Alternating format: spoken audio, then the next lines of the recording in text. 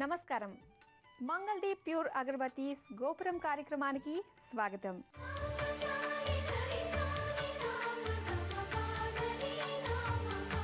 ఈరోజు గోపురంలో సాంప్రదాయాలు చెప్పుకుని ముందుగా అర్చనలో ఈశ్వరుణ్ణి స్మరించుకుందాం.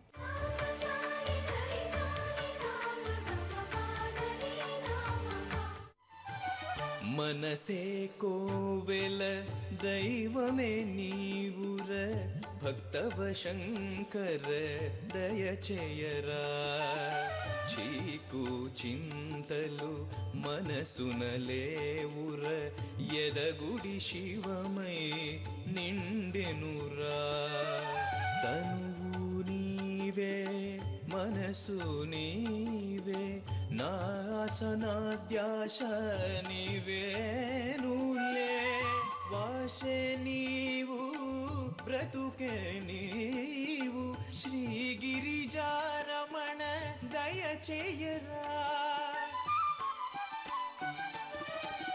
మనసే కోవెల దైవమే నీవుర భక్తవ శంకర దయచేయరా.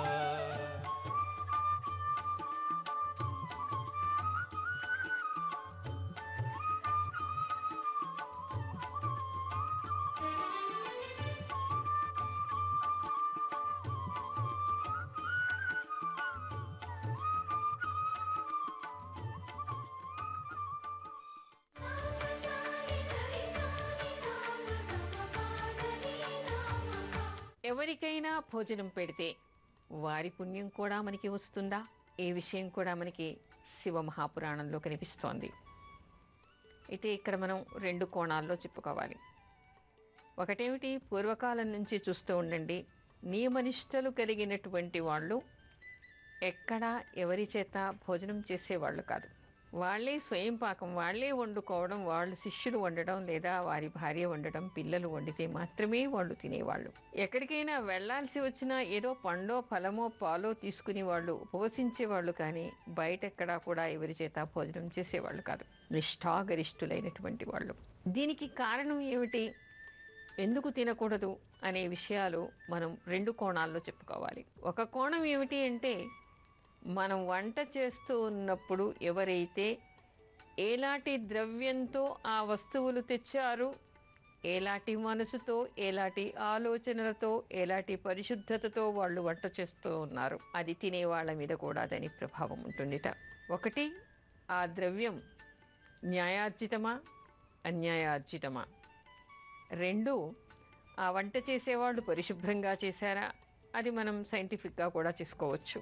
మరొకటి ఏమిటి అంటే, వంట చేస్తున్నప్పుడు వంట చేసేటువంటి వాళ్ళు ఎలాంటి ఆలోచనలతో వంట చేశారో అది తిన్నవాళ్ళకి కూడా అలాంటి ఆలోచనలు ప్రేరేపితమవుతాయిట. అందుకని ఎవరెవరు ఎలాంటి ఆలోచనలతో చేస్తారో, ఎంత పరిశుద్ధంగా చేస్తారో, ఆ ద్రవ్యం ఎలాంటిదో, అందుకని చెప్పేసి అలాంటి పదార్థాలు తినకూడదు అని చెప్పేసి చాలామంది బయట భోజనాలు చేయకుండా ఉంటూ ఉంటారు. అందుకే మనకి శాస్త్రం ఎప్పుడూ చెప్తూ ఉంటుంది, ఇంట్లో వంట చేసేటువంటి వాళ్ళు లేదా ఎక్కడైనా వంట చేసేటువంటి వాళ్ళు స్నానం చేసి దీపారాధన చేసి భగవన్నామం చేస్తూ అన్నపూర్ణను తలుచుకుంటూ వంట చేయాలి. అలా పవిత్రమైనటువంటి భావనలతో చేసేటువంటి వాళ్లకు ఆ అన్నం అమృతప్రాయం అవుతుంది. వాళ్ళకి మంచి ఆలోచనని, ఆరోగ్యాన్ని ప్రసాదిస్తుంది, వాళ్ళకు ఉండేటువంటి దోషాల్ని పోగొడుతుంది అనేటువంటి విషయం మనకి చాలా చోట్ల కనిపిస్తుంది. అందుకని ఇంట్లో ఇల్లాలైనా, పిల్లలకి భర్తకి పెట్టేవాళ్ళైనా పరిశుభ్రంగా స్నానం చేసి వంట చేయాలి. ఎందుకంటే ఇల్లాలకి మహాయజ్ఞంలాగా చెప్తారు. నిత్యం ఒక యజ్ఞం, ఒక క్రతువు చేసినట్టుగా ఉంటుందిట. అగ్నిహోత్రం చేసినటువంటి పుణ్యం వస్తుందిట వంట చేసేప్పుడు. అందుకని వాళ్ళు పవిత్రంగా చేయాలి. చేసేప్పుడు ఎలాంటి నెగటివ్ ఆలోచనలు రాకుండా వంట చేయాలి. నెగటివ్ ఆలోచనలు అంటే చాలామందికి చాలా రకాల ఆలోచనలు వస్తూ ఉంటాయి. ఇంట్లో పిల్లలు బయట ఎక్కడైనా తిరుగుతూ ఉన్నారేమో, ఏదైనా తప్పు పనులు చేస్తున్నారా, భర్త ఎక్కడికి వెళ్ళాడు, అత్తగారు ఏమంటుంది, ఇరుగింటి మీద, పొరిగింటి మీద, తన మీద, ఆఫీసర్ల మీద, ఇలా రకరకాల కోణాలతో ఆలోచనలు చేస్తూ వంట చేస్తూ ఉంటారు. కానీ అది తినేవాళ్ళకి కూడా అలాంటి నెగటివ్ ఆలోచనలే పెరిగేటువంటి అవకాశం ఉంటుందిట. అందుకని వంట చేసేప్పుడు కూడా భగవన్నామం చేస్తూ పరిశుభ్రంగా ఉండి స్నానం చేసి మాత్రమే వంట చేయాలి. అన్నపూర్ణని తలుచుకుని చేయాలి. ఎందుకంటే ఆ రోజు మన ఇంట్లో బియ్యం డబ్బాలో బియ్యం ధాన్యం అంతా కూడా మనకి బాగా ఉంది, సమృద్ధిగా ఉంది. ఆ అన్నపూర్ణ అనుగ్రహం వల్లనే మనం ఈరోజు వంట చేసుకోగలుగుతున్నాం, అన్నం తినగలుగుతున్నాం. కాబట్టి ఆవిడకి కృతజ్ఞత చెప్పుకోవాలి. ఎప్పుడూ ఈ విధంగానే ధనధాన్యాలు సమృద్ధిగా ఉండాలి అని చెప్పేసి, తిన్న వాళ్ళకి ఆరోగ్యాన్ని ఇవ్వాలి, మంచి ఆలోచనలు ఇవ్వాలని చెప్పేసి అన్నపూర్ణకి ప్రార్థన చేసుకుని వంట చేయాలిట. అలా చేసినటువంటి వంట పదార్థాన్ని ఎవరు తింటే వాళ్ళకి మంచి ఆలోచనలు, పాజిటివ్ ఆలోచనలు వస్తాయిట. అది అమృతప్రాయమై వాళ్ళకి రోగాలు రాకుండా కాపాడుతుందిట.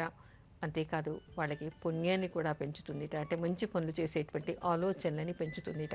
ఇది మనం ఇంట్లో చేసుకోవడానికి కాదు, బయటెక్కడికి వెళ్ళినా కూడా ఇలాంటి నియమాలు మనం పాటిస్తే చాలా మంచిది.